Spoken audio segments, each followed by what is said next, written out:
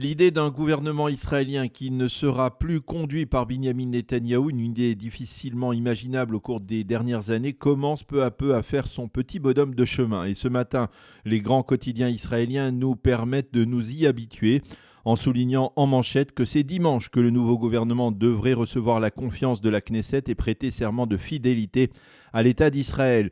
La photo qui illustre le titre en une du Yediot Aharonot, c'est celle des vainqueurs de cette confrontation politique de plus de 2 ans et demi. Naftali Bennett, qui va donc devenir le prochain Premier ministre de l'État d'Israël. Et à ses côtés, Yair Lapid, l'homme grâce à qui Bennett devient chef du gouvernement, qui sera Premier ministre par alternance. Et Gideon Sa'ar, l'autre leader de la droite anti-Netanyahou, qui sera vice-premier ministre. Le Israël Hayom, lui, titre ce matin sur la voie de la prestation de serment. Mais il nous montre un vainqueur, Bennett, et un vaincu, le député orthodoxe Moshe Gafni, qui s'est exprimé hier avec ses collègues Aryeh Deri et Yaakov Litzman en des termes très durs envers le nouveau gouvernement et envers son nouveau chef. Les 3 chefs de file des partis orthodoxes ont accusé Naftali Bennett de porter un coup fatal au monde de la Torah en pactisant avec des formations ultra-laïques. Le Israël Hayom précise que le futur ministre du Logement, Zeev Elkin, de Nouvel Espoir, sera aussi ministre de liaison entre le gouvernement et la Knesset. Quant à Idit Silman, la très jeune députée Yamina, elle va devenir la puissante présidente de la coalition gouvernementale. Qu'écrivent les éditorialistes à propos de ce nouveau gouvernement ce matin? Yifat Erlich ne s'émeut pas des attaques verbales sévères lancées hier par les leaders des partis orthodoxes en direction du nouveau gouvernement. Elle écrit ce matin que les orthodoxes se préoccupent avant tout d'eux-mêmes. Et s'ils s'en sont pris hier aussi sévèrement à Naftali Bennett, c'est parce qu'ils représentent une autre forme de judaïsme religieux que le leur. Une forme de judaïsme dans laquelle la crainte de Dieu et l'amour de la Torah s'accompagnent d'une vision d'ensemble pour la société israélienne dans laquelle il évolue.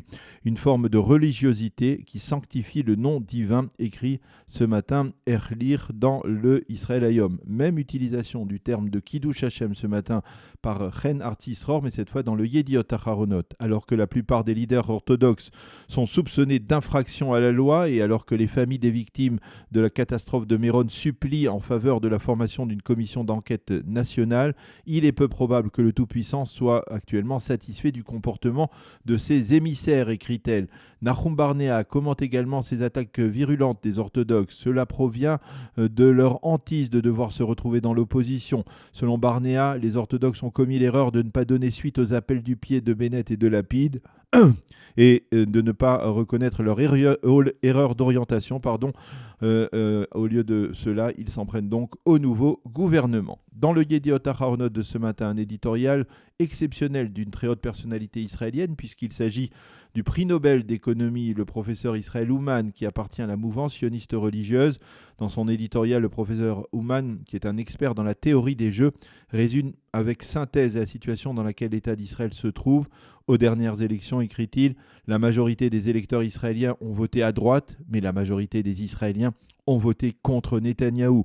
Il écrit ce matin: le gouvernement Bennett-Lapid est une déformation politique. Il faut tout faire sans violence, bien sûr, pour qu'il ne voit pas le jour, mais c'est un mais important. Il faut également que Netanyahou s'en aille, car tant qu'il est là, il n'y aura pas de gouvernement de droite. Caroline Glick se focalise souvent sur les relations entre Israël et les États-Unis et ce matin, elle déplore dans le Israël Hayom que Naftali Bennett ait ouvert la voie à l'attribution du budget de l'État au mouvement réformiste et libéral dans le cadre du ministère de la Diaspora. Elle affirme que ce mouvement très puissant aux États-Unis est antisioniste ou, dans le meilleur des cas, se démarque publiquement du sionisme. La seconde information que l'on trouve ce matin en évidence dans les quotidiens israéliens et dans les sites d'information se rapporte à la fameuse marche des drapeaux. Celle-ci devait se tenir, vous le savez, demain à Jérusalem, mais hier soir, après plusieurs heures de consultation, le cabinet restreint pour la sécurité nationale dirigé par Binyamin Netanyahou a décidé de la reporter à mardi prochain, à savoir après la prestation du prochain gouvernement et conformément à un tracé qui sera établi conjointement entre les organisateurs et la police.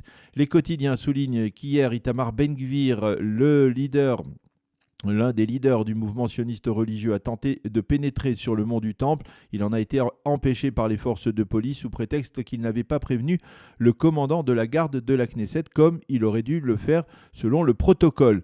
Le Haaretz consacre son titre d'ouverture et son éditorial à cette marche des drapeaux. Et le quotidien de l'extrême gauche israélienne écrit ce matin qu'en reportant à mardi prochain cette marche, Binyamin Netanyahou a offert là un cadeau empoisonné à son successeur Naftali Bennett. Nadav Shragai, qui avait dès ce dimanche exprimé dans le Israël Hayom le souhait d'un report de la marche après la prestation de serment du gouvernement, est donc satisfait par cette décision. Mais ce matin, il écrit dans son éditorial qu'il est grand temps de modifier les équations au sujet de Jérusalem, surtout lorsqu'il s'agit d'équations posées par le Hamas.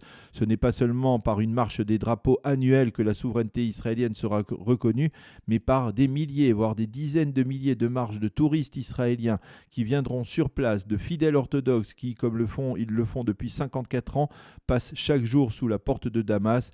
C'est comme cela que l'on pourra conforter notre souveraineté sur cette partie de Jérusalem, écrit-il. Et puis nous terminerons ce matin cette revue de la presse par deux titres qui se rapportent aux deux principales organisations terroristes qui continuent à prôner la destruction de l'État d'Israël. Le Israël Hayom a interrogé un des responsables du Hamas qui affirme entre autres que les allocations mensuelles en provenance du Qatar arriveront la semaine prochaine dans la bande de Gaza.